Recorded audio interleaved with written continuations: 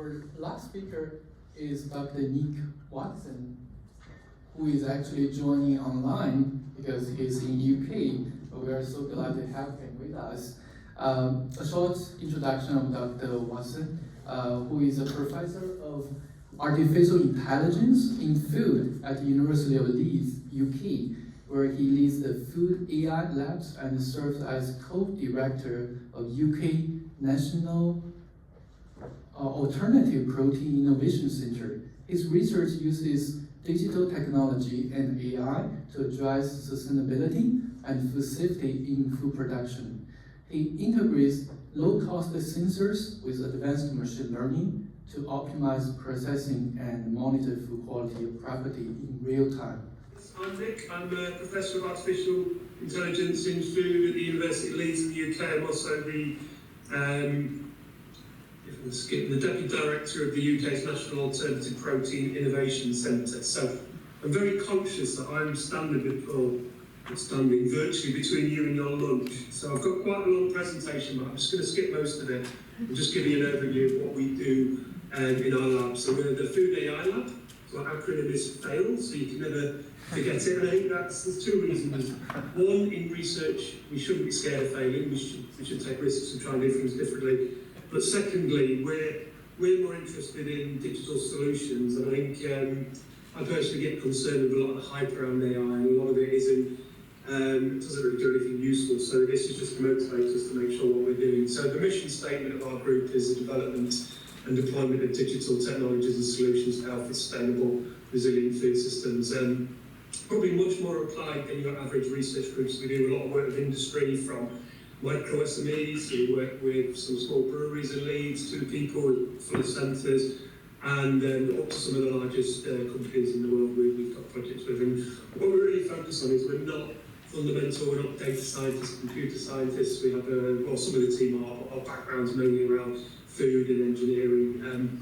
We look at what are the opportunities for these technologies in agri-food systems, and then what are some of the challenges. And I think the 3 things, if you take home 3 messages from today, I think the kind of area is really interested in kind of hybrid modelling.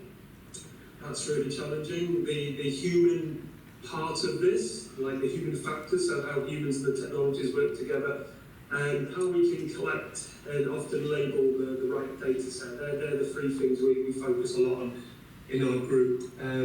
So yeah, you can check out our website, the Food AI Labs. We've got about 3 academics, about 4 or 5 postdocs. We're a fairly new group. We only started earlier this year. A couple of PhD students started, and we've just got some kind of about some more funds, so we're recruiting some more roles. In terms of technologies, we sit across 3 areas because digital solutions often require a combination of different technologies.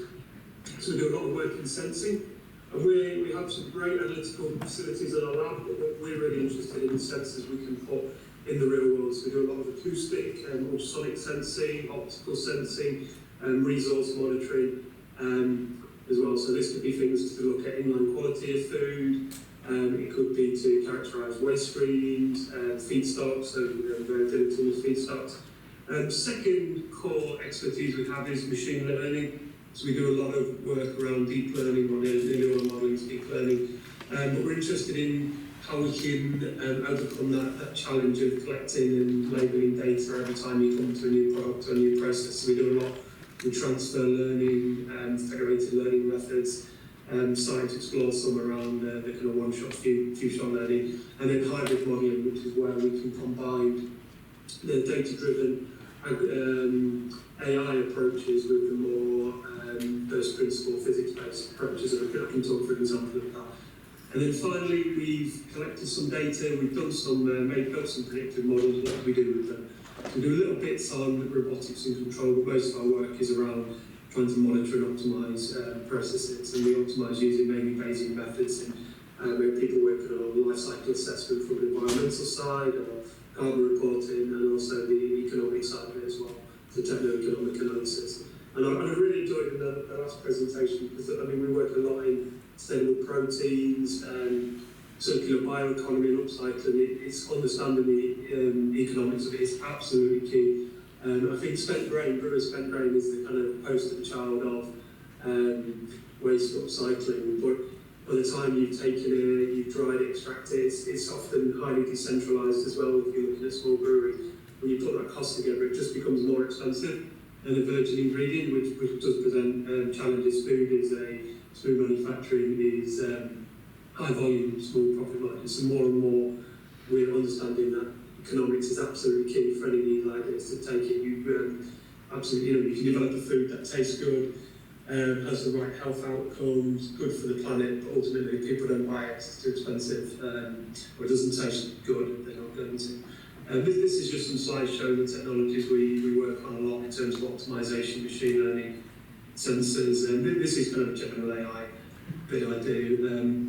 I think it's just worth thinking about some of the challenges around using AI. So the first presenter was talking about the variability in humans. We get variability in food. It's alive, it's biological from the minute it comes out of the factory. It's changing every single day. Our feedstocks are highly variable. No two potatoes or tomatoes are the same. So how do we handle all that variability is inherent in it?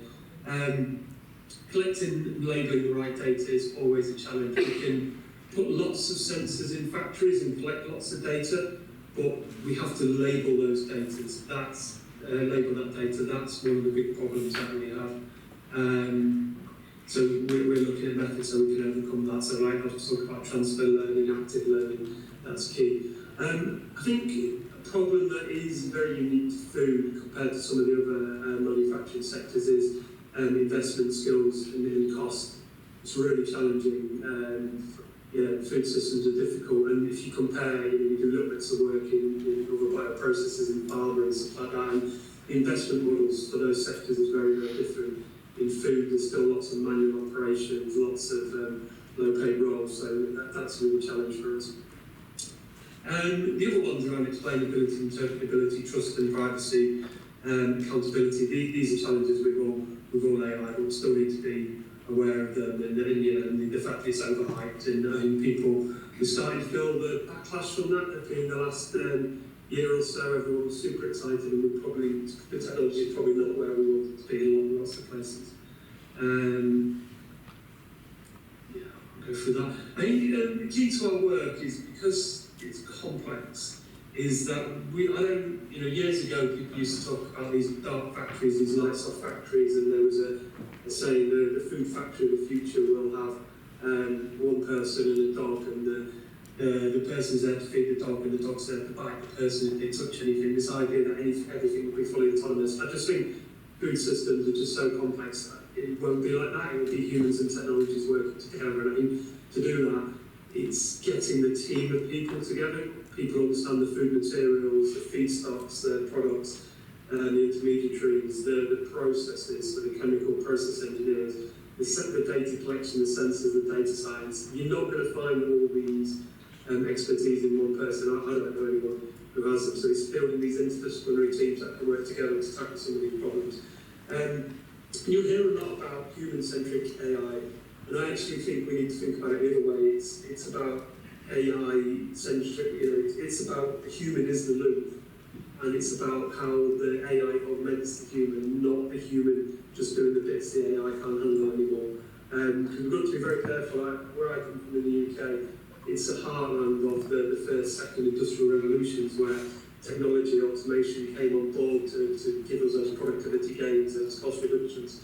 But it did change a lot of roles. There were still people working in factories, but their roles changed very quickly, and often not for the better. So I think as a society we need to think about kind of future we want and the types of roles that we want when we're looking at automation.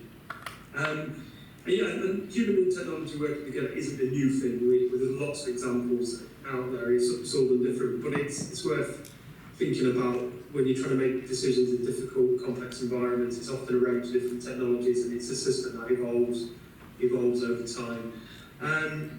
Just wanted to touch on a few. I think this will really resonate with the last speaker. We do a lot of work in our school about taking agri-food waste streams. We could be food waste from the retailers or consumed food, or it could be lost substance peelings. And we have several colleagues who are looking at using biomass, so microbiome, yeast fermentation, to take this waste stream to turn it into a liquid media, and then we've use it to create a single cell protein, which you can then downstream process. This could be an ingredient to fortify products, or it could be, or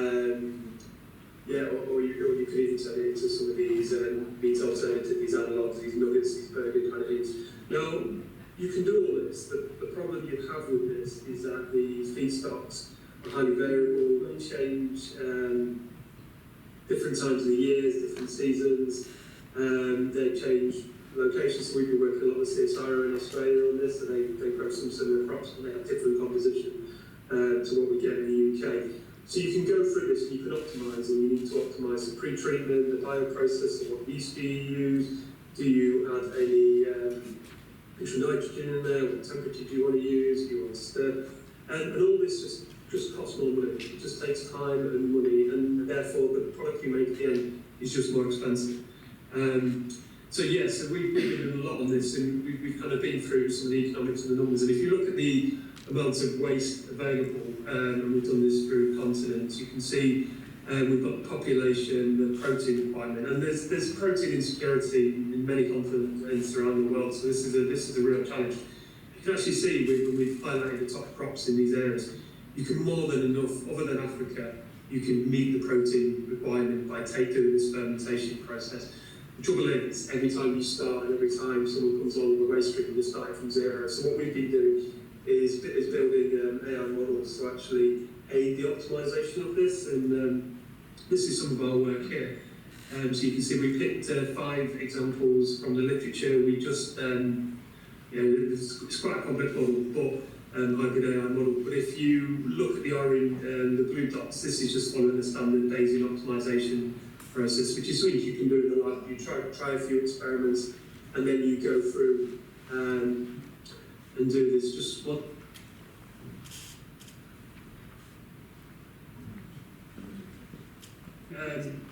Sorry about that, someone was shouting me. Yeah, if you go through this optimization process, you will find typically about 20 experiments to get to the optimal bioprocess, and this is just for maximising biomass yield. Well, we can show using a hybrid AI model, which has been trained on about 50 or 60 papers, so we've extracted that information from those papers using the large language model, built a huge data set on their composition, the fermentation parameters.